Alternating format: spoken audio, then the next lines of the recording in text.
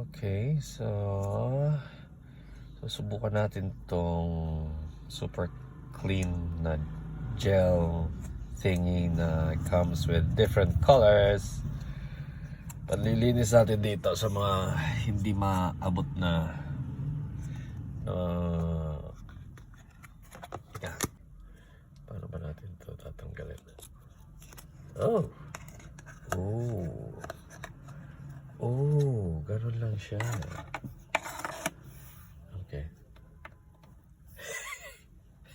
Kuha na kagad tayo. Ito pa.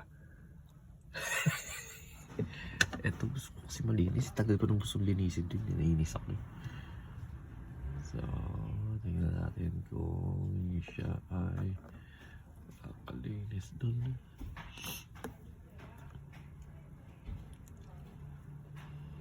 Let's see.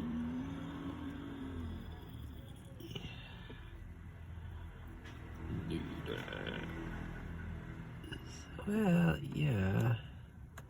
Nakakalinis naman. Isiksik mo talaga dun sa loob eh. Palabas na in the blob. Kung sino na nakakatanda sa inyo yun. The blob. Yeah, nalilinis naman. Yeah, ayun, luminis. So how do you clean this? Ayan, dumi.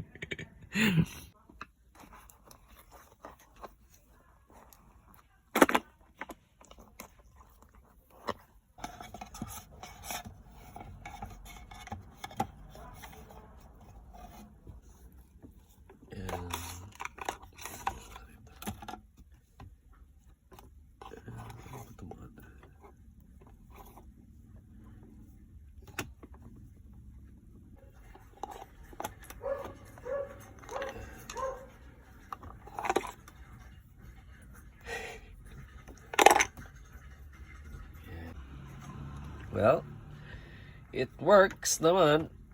Yep. It works. Doon sa mga part na yeah. So it works. So yung review ko dito, okay siya. Okay siya gamitin. Kaya lang I think it's lang, one time use kasi you can see ayan yung dumi. Hindi na siya matatanggal. Ano mo hugasan to gel to.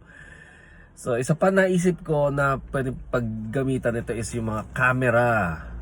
Maganda magkalagay lang nito sa bag tapos yung may mga camera, mga dust. I don't think hindi mo nga lang pwede idikit sa sensor. Kung gano'n kakatapang, try mo. Yung mga dust sa sensor. Pero magana naman talaga siya. Hindi siya malagkit. But yeah, it's one time use. Pagka sumobra dumi na, then wala na, dispose na siya. Yun lang. Pero maganda. Sulit. Sa presyo, babaan pa ng konti. Medyo tinry ko lang.